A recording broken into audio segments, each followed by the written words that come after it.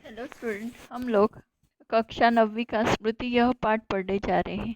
आप लोगों ने स्मृति यह पाठ में देखा था कि लेखक जो है वो कैसे कुएं में गिरते हैं चिट्ठियों को लेकर, और वो चिट्ठियाँ निकालने के लिए क्या कोशिश चालू रहती है।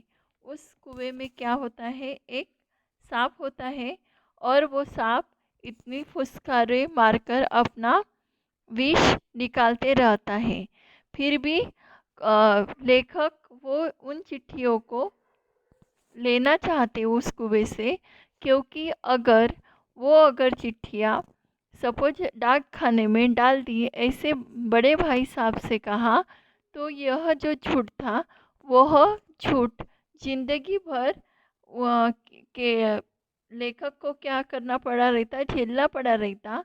अगर ये झूठ नहीं बोलते हैं और वहाँ से अगर चिट्ठियाँ निकालने को जाते हैं, तब भी उनके सामने क्या मंडरा रही थी, एक बड़ी सी मौत मंडरा रही थी। जो कि सांप था वह फुसकारों से विष उगल रहा था। फिर भी यहाँ पर लेखक को समझ में नहीं आता है कि आगे क्या नीचे करे। अभी आगे देखते हैं। दृढ़ संकल्प से दुविधा की बेड़ियां कट जाती है। मेरी दुविधा भी दूर हो गई। कुएं में घुसकर चिट्ठियों को निकालने का निश्चय किया। इतना भयंकर निर्णय था, पर जो मरने को तैयार हो उसे क्या। मूर्खता अथवा बुद्धिमत्ता से किसी को काम करने के लिए कोई मौत का मार्ग ही स्वीकार कर ले, और वह यह भी जानबूझकर, तो फिर वह अकेले संसार के भिड़ने के तैयार हो जाता है। और फल, उस फल की क्या चिंता, फल तो किसी दूसरी शक्ति पर निर्भर है। उस समय चिट्ठियाँ निकालने के लिए मैं विश्वभर से भिड़ने को तैयार हो गया, यानी जो विषैला सांप था उससे भिड़ने के लिए तैयार हो गया। पासा फेंक दिया। मौत का आलिंगन हो अथवा सांप से बचकर दूसरा जन्म, उसकी कोई चिंता न थी। पर विश्वास यह था कि डंडे से सांप को पहले मार दूंगा, तब फिर चिट्ठियाँ उठा लूंगा।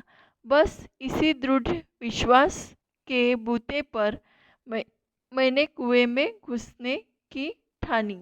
छोटा भाई रोता था, और उसके रोने का तात्पर्य था कि मेरी मौत मुझे नीचे बुला रही है। यद्यपि वह शब्दों से न कहता था, वास्तव में मौत सजी और नग्न रूप में बैठी हुई थी। पर उस नग्न मौत में मुठभेड़ के लिए मुझे भी नग्न होना पड़ता था। अभी उस कुएं में कैसे पहुँचे, यह सवाल था। और नीचे तो मौत मंडरा रही थी। और अगर यह बात चिट्ठियाँ हमने डाक खाने में डाल दी, यह बात अगर बोलते हैं तो ठीक है, भैया मान भी जाएंगे। लेकिन ये जो झूठ का बोझ था वो लेखक सहन नहीं कर पा रहे थे। और अगर सच बोलते थे कि उस कुएं में हमने चिट्ठियाँ गिरा दी हैं और घर जाते हैं, तो बड़े भाई साहब की मार खाने पड़ी रहती। तो ये सब बातों की उलझन में आखिर में निर्णय करते हैं लेखक कि नहीं, मुझे कुएं में उतरना है और सांप से लड़कर क्या करना है कि चिट्ठियाँ निकालनी है। अब इस कुएं में नहीं उतरे भी तो कैसे।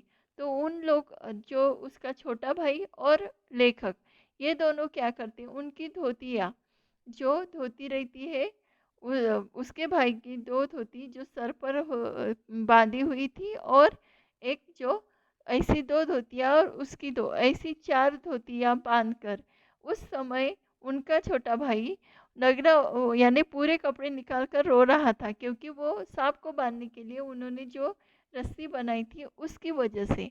लेकिन उस छोटे भाई को लग रहा था कि अगर मेरा भाई कुएं में नीचे उतर गया तो क्या है, इसकी मौत निश्चित है। यह सोचकर वह मन में बहुत डरा हुआ था और रो रहा था। और यह बात लेखक को भी समझ में आ रही थी कि ये क्यों रो रहा था। लेकिन करना तो था ही, चिट्ठियाँ तो निकालना था ही। आगे, इसलिए धोती को डेंग से कहीं करके बांध दिया और तब उसे खूब मजबूती से पकड़ने के लिए कहा। मैं कुएं में धोती के सहारे घुसने लगा। छोटा भाई रोने लगा। मैंने आश्वासन दिलाया कि मैं कुएं के नीचे पहुंचते ही सांप को मार दूंगा और मेरा विश्वास भी ऐसा ही था। कारण यह था कि इससे पहले मैंने अनेक सांप मारे थे, इसलिए कुएं में घुसते समय मैंने सांप का तनिक भी भय न था। उसको मारना में मेरे बाएं हाथ का खेल था। जैसे ही वो लोग अपने धोतियाँ निकालते हैं और वह सब धोतियाँ एक पेड़ से बांधते हैं और पेड़ से बांधने के बाद लेखक क्या करता है कि उस धोतियों के सहारे कुएं में उतरता है और कुएं में उतरने के बाद अपने भाई को जैसे वो उतरने जाता है अपने भाई को आश्वासन देता है कि नहीं, तू मत रो, मैं कुएं में जाकर उस सांप को क्या कर लूँगा, मार लूँगा। और उस समय लेखक को भी जरा सी घबराहट हो रही थी, लेकिन उसे विश्वास भी था क्योंकि इसके पहले लेखक ने क्या किए थे, बहुत से सांप मारे हुए थे। कुएं के धरातल से जब 4-5 गज रहा होगा तब ध्यान से नीचे देखा। अक्ल चकरा गई। सांप फन फैलाए धरातल से एक हाथ ऊपर उठा लहरा रहा था। पूंछ और पूंछ के समीप का भाग पृथ्वी पर था। आधा अग्रभाग ऊपर उठा हुआ मेरी प्रतीक्षा कर रहा था। नीचे डंडा बंधा था। मेरे उतरने की गति से जो इधर उधर हिलता था, उसी के कारण शायद मुझे उतरता देख सांप घातक चोट के आसन पर बैठा था। सपेरा जैसे बीन बजाकर काले सांप को खिलाता है और सांप क्रोधित हो फन फैलाकर खड़ा होता है और फुसकार मार कर चोट करता है। ठीक उसी प्रकार सांप तैयार था। उसका प्रतिद्वंदी मैं उससे कुछ हाथ ऊपर धोती पकड़े लटक रहा था। धोती डेंग से बंधी होने के कारण कुएं के बीचों बीच लटक रही थी और मुझे कुएं के धरातल की परिधि के बीचों बीच ही उतरना था। इसके माने थे सांप के 1.5-2 फुट गज नहीं की दूरी पर पैर रखा और इतनी दूर पर सांप पैर रखते ही चोट करता। स्मरण रहे, कच्चे कुएं का व्यास बहुत कम होता है, नीचे तो वह 1.5 गज से अधिक होता ही नहीं। ऐसी दशा में कुएं में मैं सांप से अधिक 4 फुट की दूरी पर रह सकता था। वह भी इस दशा में जब सांप मुझसे दूर रहने का प्रयत्न करता, पर उतरना तो था कुछ कुएं के बीच में, क्योंकि मेरा साधन बीचों बीच लटक रहा था। ऊपर से लटक कर तो सांप नहीं मारा जा सकता, उतरना तो था ही। थकावट से ऊपर चढ़ भी नहीं सकता था। तब तक अपने प्रतिद्वंदी के पीठ दिखाने का निश्चय नहीं किया था। यदि ऐसा करता भी तो कुएं के धरातल पर उतरे बिना क्या मैं ऊपर चढ़ सकता था। धीरे धीरे उतरने लगा। एक एक इंच जो मैं नीचे उतरता था, त्यों त्यों मेरी एकाग्रचित्तता बढ़ती जाती थी। मुझे एक सूझ सूझी। दोनों हाथों से धोती पकड़े हुए मैंने अपने पैर कुएं के बगल में लगा दिए। दीवार से पैर लगाते ही कुछ मिट्टी नीचे गिरी और सांप ने फू करके उस पर मुंह मारा। मेरे पैर की दीवार से हट गए। मेरी टांगे कमर में समकोण बनाती हुई लटकती रही, पर इससे सांप से दूरी और कुएं सी परिधि पर उतरने का ढंग मालूम हो गया। तनिक झूलकर मैंने अपने पैर कुएं के बगल में सटाए और कुछ धक्के के साथ अपने प्रतिद्वंदी के सन्मुख कुएं की दूसरी ओर 1.5 गज पर कुएं के धरातल पर खड़ा हो गया। आंखें चार हुई, शायद एक दूसरे को पहचाना। सांप को चतुष्षवा कहते हैं। मैं स्वयं चतुष्षवा हो रहा था। अन्य इंद्रियों के मानो सहानुभूति से मेरी अपनी शक्ति आँखों को दे दी। सांप के फन की ओर मेरी आंखें लगी थी कि अब कब किस ओर आक्रमण करता। जब वो लेखक उतरता है सांप से लड़ने के लिए कुएं में धोती की रस्सी बनाकर, तो सांप उसके ऊपर फुसकारे मारता। और आप लोगों को मालूम है कि कच्ची जो मिट्टी की कुआं होती है वह कैसी होती है कि नीचे की ओर ज़्यादा सिकुड़ती हुई होती है, और ज़्यादा सिकुड़ी होने की वजह से सांप में और लेखक में काफ़ी अंतर न था। फिर भी दोनों एक में के से 4 फुट की दूरी पर थे, ऐसा लेखक करने लगे। और जैसे कैसे वो चिट्ठियाँ उठाने वो जाते थे, वैसे वैसे ही वो चिट्ठियाँ सांप के समीप पहुँचती थी।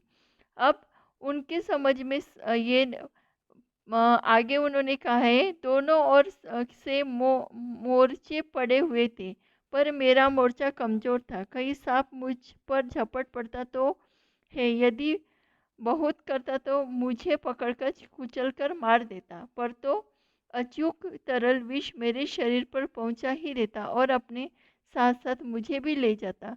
अब तक 5 सांप ने 5 वार किया था, इसलिए मैं भी उसे डंडे के से दबाने का ख्याल छोड़ दिया। ऐसा करना उचित भी न था। अब प्रश्न था कि चिट्ठियाँ कैसे उठाई जाए। बस एक सूरत थी, डंडे से सांप की ओर से चिट्ठियाँ को सरकाया जाए। यदि सांप टूट पड़ा तो कोई और चारा न था। कुर्ता था और कोई कपड़ा न था जिससे सांप के मुंह पर और उसके ऊपर फन को पकड़ लूं। मारना या बिल्कुल छेड़खानी न करना, ये 2 मार्ग थे। सो पहला मेरी शक्ति के बाहर था। बाध्य होकर दूसरे मार्ग का अवलंब करना पड़ा। डंडे को लेकर जो कि मैंने सांप की दाईं ओर पड़ी चिट्ठी की ओर से बढ़ाया कि सांप का फन पीछे की ओर हुआ। धीरे धीरे डंडा चिट्ठी की ओर बढ़ा और जो कि चिट्ठी के पास पहुंचा, फुकार के साथ काली बिजली तड़पी और डंडे पर गिरी। हृदय से कंप हुआ और दोनों हाथों ने आज्ञा न मानी। डंडा छूट पड़ा। मैं तो न मालूम कितना ऊपर उछल गया, जानबूझकर नहीं तो या बिदक कर यानी डर कर। उछलकर जो खड़ा हुआ तो देखा डंडे के सिर पर 3-4 स्थानों पर पीऊ सा कुछ लगा था। यह विष था। सांप ने मानो अपनी शक्ति का सर्टिफिकेट सामने रख दिया था, पर मैं तो उसकी योग्यता से पहले ही कायल था। उस सर्टिफिकेट की जरूरत न थी। सांप ने उतरकर फू फू करके डंडे पर 3-4 चोटें ली। वह डंडा पहली बार इस भांति अपमानित हुआ था, या शायद वह सांप का उपहास कर रहा था। उधर फू फू करके और मेरे उछले और फिर वही धमाके से खड़े होने छोटे से भाई ने समझा कि मेरा कार्य समाप्त हो गया और बंधुत्व के नाते से फू फू और धमाके से टूट गया। उसने ख्याल किया कि सांप के काटने से मैं गिर गया। कष्ट और विरह के ख्याल से कोमल हृदय धक्का लगा। भ्रातृस्नेह ताने बाने की चोट लगी। उसकी चीख निकल गई। छोटा भाई आशंका बेजा न थी, पर उस फू और धमाके से मेरा साहस कुछ बढ़ गया। दोबारा फिर किसी प्रकार लिफाफे को उठाने की चेष्टा की। अब की बार सांप ने वार किया और डंडे से चिपटा भी गया। डंडा हाथ से छूटा तो नहीं, पर झिझक सहम अथवा आतंक से अपनी ओर खींच गया और गुंजक मारता हुआ सांप पिछला था मेरे हाथों से छू गया। उफ, कितना ठंडा था। डंडे को मैंने एक और चटक दिया। यदि कहीं उसका दूसरा वार पहले होता तो उछलकर मैं सांप पर गिरता और न बचता। लेकिन जब जीवन होता है तब हजारों ढंग बचने के निकल आते। वह दैवी कृपा थी। डंडे के मेरी ओर खिंच जाने से मेरी और सांप के आसन बदल गए। मैंने तुरंत लिफाफे और पोस्टकार्ड चुन लिए।